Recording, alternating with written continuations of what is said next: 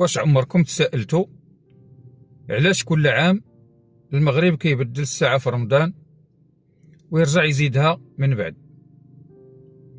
واش فعلا هاد الساعة الإضافية عندها شي فائدة ولا غير تعودنا عليها وخلاص؟ ولكن السؤال اللي كيطرحو بزاف ديال الناس، علاش أصلا كاينة هاد الساعة الإضافية؟ السلام عليكم ورحمة الله.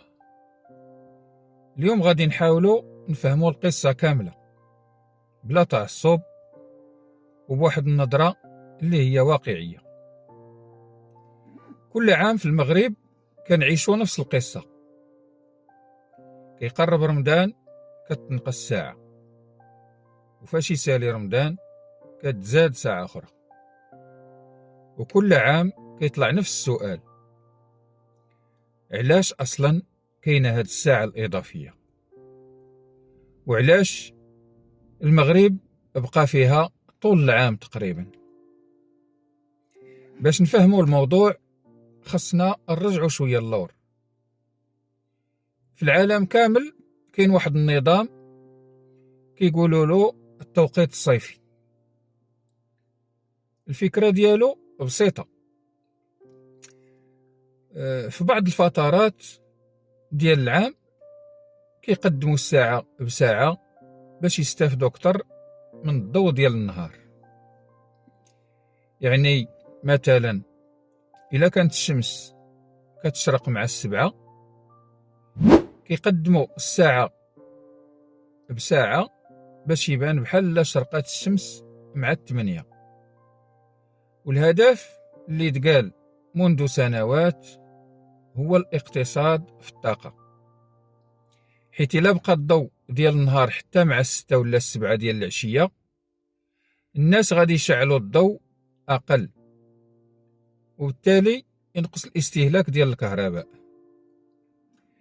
هذه الفكرة بدات في بعض الدول منذ أكثر من قرن تقريبا، ومن بعد تبعتها دول كثيرة. ولكن مع مرور الوقت بدا النقاش كيكبر، واش فعلا التوقيت كيوفر الطاقة ولا غير عنده واحد التأثير اللي هو بسيط بزاف؟ بعض الدراسات كتقول أن الفرق في الكهرباء ماشي كبير كيف ما كان متوقع، ومع ذلك بقات بزاف ديال الدول كتستعمل التوقيت الصيفي، بينما دول أخرى قررت باش تلغيه. أما في المغرب فالقصة خدات اتجاه آخر. سنة 2018 تقرر أن المغرب يبقى في الساعة الإضافية طول العام، يعني زائد ساعة، إلا في شهر رمضان، حيت كتنقص ساعة باش يتوافق الوقت أكثر مع نمط الحياة ديال الناس في الصيام. والسبب اللي تقال رسميا لهذا القرار هو الجانب الاقتصادي، حيت المغرب عنده علاقات اقتصادية وتجارية كبيرة مع أوروبا. يعني إلا بقى نفس الفارق الزمني تقريبا كيسهل المعاملات، يسهل التواصل ويسهل الخدمات. يعني ببساطة القرار كان الهدف ديالو هو تنظيم الوقت مع الشركاء الاقتصاديين. ولكن هنا كيبدا جانب آخر من القصة، الجانب اللي ما كيكونش ديما واضح في الأرقام، ولكن كيحسوا به الناس في الحياة اليومية. بزاف ديال الأسر كيقولوا أن الساعة الإضافية خلات الأطفال ديالهم يمشيو للمدرسة ومازال الظلام. تلامذ صغار كيخرجوا من ديورهم مع 7 والسما مازال ما بان فيها الضوء.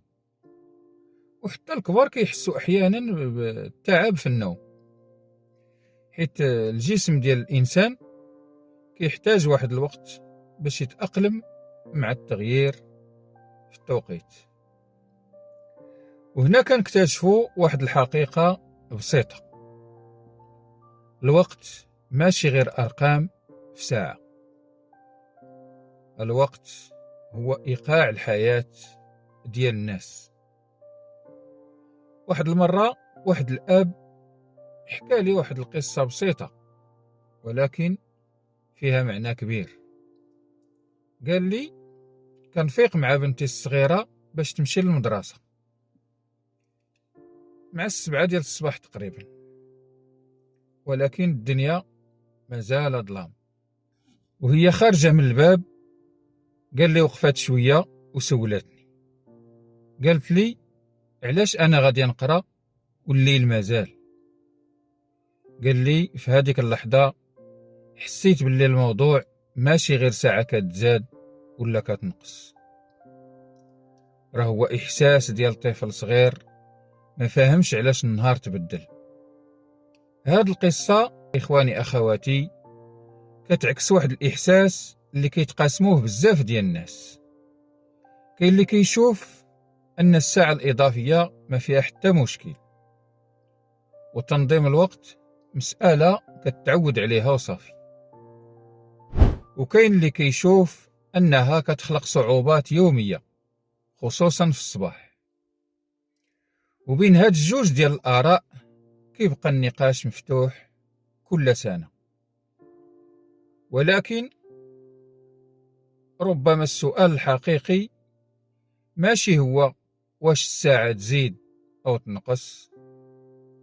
السؤال العميق والأعمق هو كيفاش نلقاو التوازن بين متطلبات الاقتصاد والراحة ديال الإنسان، حيث القرارات الكبيرة غالبا كتقاس بالأرقام ولكن الأثر ديالها الحقيقي كيبان في التفاصيل الصغيرة ديال الحياة اليومية، في المدرسة، في الخدمة، وفي الصباحات الباردة اللي كيخرجوا فيها الناس قبل ما يطلع الضوء.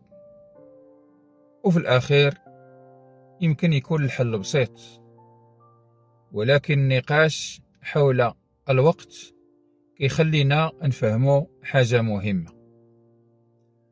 الوقت ماشي غير عقارب ساعة كتدور، الوقت هو كيفاش كنعيشو يومنا.